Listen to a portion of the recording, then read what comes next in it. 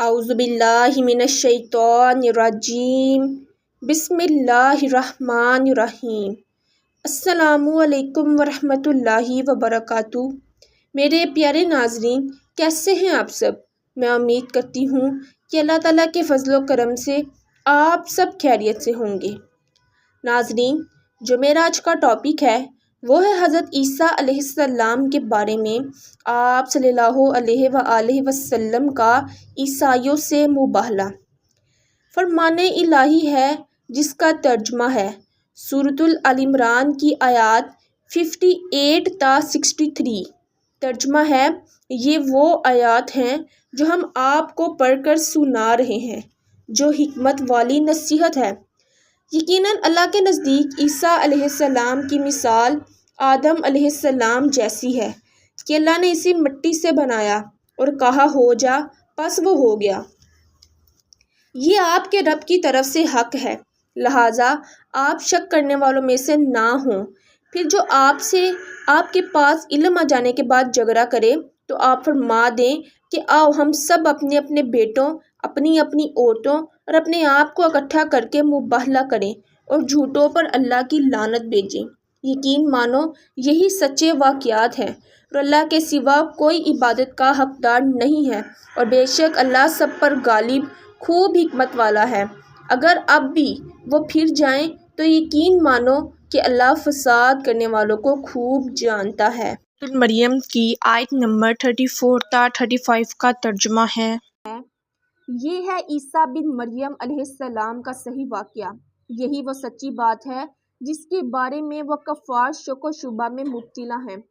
اللہ کی یہ شان نہیں کہ وہ کسی کو اپنا بیٹا بنائے، وہ تو بالکل پاک ذات ہے۔ جو وہ کسی کام کا فیصلہ فرماتا ہے تو صرف اتنا کہتا ہے کہ ہو جا، پھر وہ اسی وقت ہو جاتا ہے۔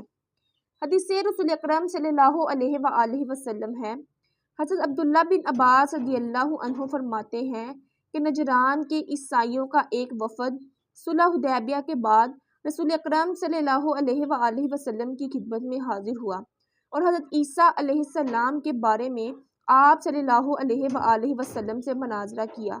وہ حضرت عیسیٰ علیہ السلام کو اللہ وحدہ لا شریک کا بیٹا قرار دیتے تھے۔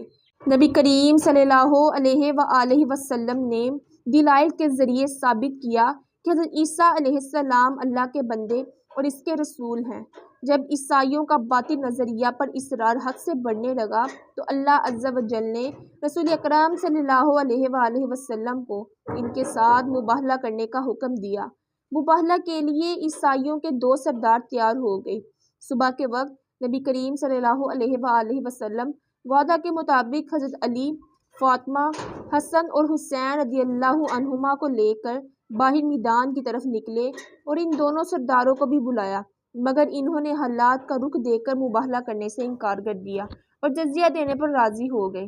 حضرت عبداللہ بن عباس رضی اللہ عنہ فرماتے ہیں کہ اگر یہ لوگ مباہلہ کرتے تو اپنے گھروں میں نہ ان کا مال موجود ہوتا اور نہ ہی ان کے اہل و عیال موجود ہوتے۔ حدیث رسول اکرم صلی اللہ علیہ وآلہ وسلم ہے، حضرت عیسیٰ علیہ السلام نے ایک آدمی کو چوری کرتے دیکھ کر اس سے پوچھا کہ تم نے چوری کیوں کی ہے؟ اس نے کہا، اس ذات کی قسم جس کے علاوہ کوئی سچا معبود نہیں، میں نے ہرگز چوری نہیں کی۔ حضرت عیسیٰ علیہ السلام نے اپنی آنکھوں سے دیکھنے کے باوجود عاجزی و انکساری کا اظہار کرتے ہوئے فرمایا، میں اللہ پر ایمان لاتا ہوں اور اپنے آپ کو اس چوری کے معاملے میں جھوٹا قرار دیتا ہوں۔